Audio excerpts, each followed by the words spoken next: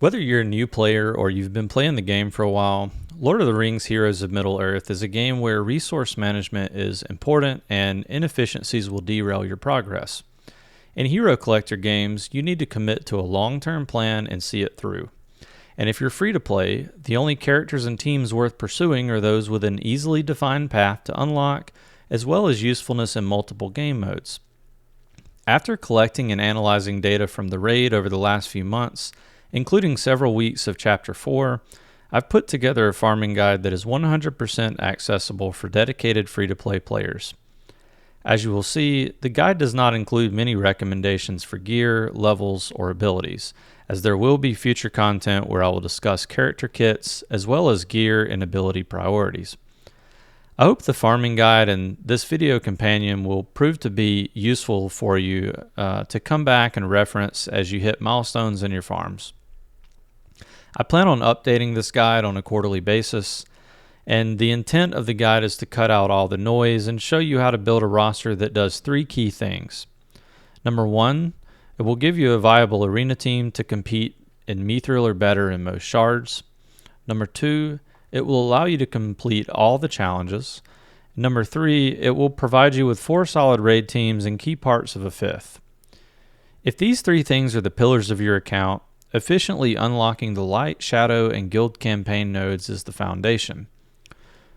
When you first complete the game's tutorial, you're given enough shards for a 2-star Frodo and a 2-star Strider. When you first start, you should ignore Frodo as well as the free Great Goblin that you receive as a login reward.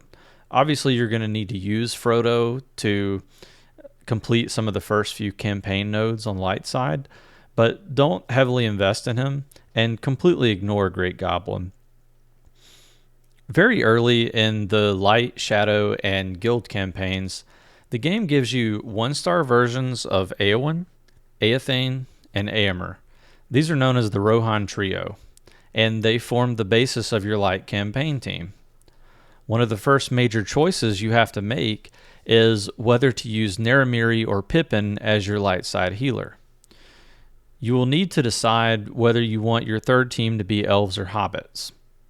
I know this is a difficult decision to make so early in the game, but personally I recommend that all players focus on elves early on, as they're useful in unlocking several challenges, and they are definitely the most consistently useful team across all raid chapters. This is a good time to remind you to farm character shards wisely. I've chosen the characters that will help you beat the campaign and challenges as you work towards 5 raid teams. You will get to 5 stars easily, but the last 500 shards for any character is going to take a while. So choose the characters that will help you fill out your raid teams and ignore everything else.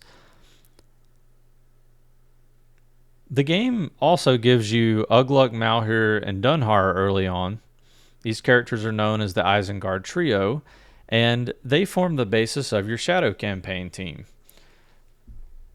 Soon after you get these characters unlocked, you're going to be able to unlock Gaz Ironhide in the guild campaign as well. So you're again presented with a choice of which 5th character to use until you unlock Azhak. You can't go wrong using Wubete, Morza, or Nuraz as your 5th early on. They will all be useful in the Mines of Moria Raid. If you force me to choose, I would say to use Morza. I think that makes the most sense, given the synergy with the Isengard team.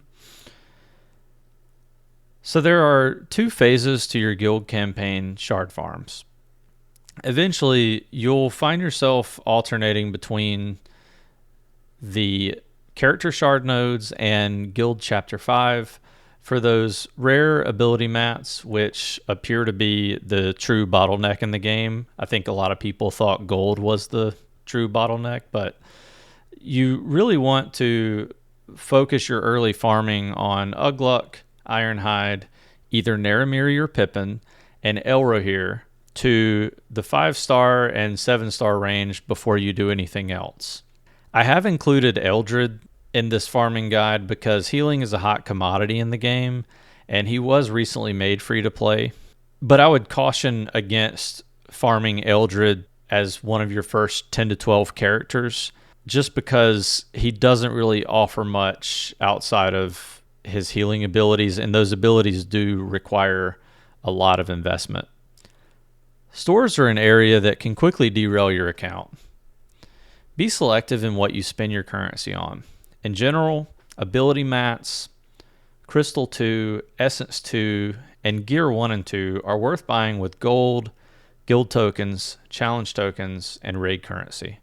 I also highly recommend farming Aemir, Legolas, and Wubete to 7 stars.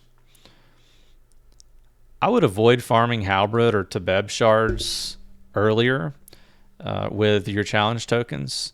However, if they ever do fix the challenge store, or once you hit level 60, it's worth considering both of these characters depending on what raid teams you're focusing on. And a final note on stores and resource management: do not, under any circumstances, use your gems on anything other than 3 gem campaign energy refreshes daily. The only exception would be if you can get gold 1 or better for your arena payout, which would allow you to afford 1 guild campaign energy refresh.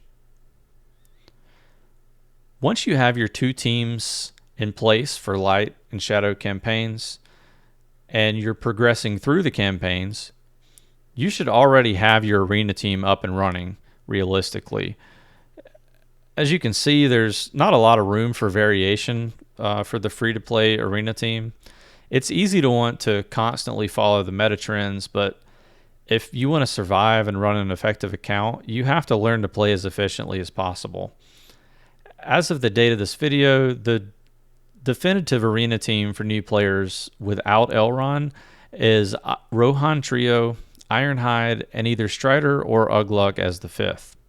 If you do choose to run Ugluk, it will reduce your need for light crystals, and you'll be able to gear the team faster. Basically, you'll have 3 light characters to add gear to, and you'll have 2 shadow characters to add gear to. As an added bonus, Ugluk is very proficient at controlling enemy players, and a well-timed line can be a win condition.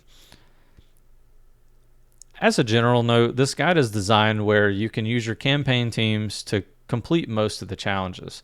However, I have included the elves and hobbits because you may struggle with the final tiers until you have a more developed roster. Your choice of which journey to go after first is partly rooted in personal preference.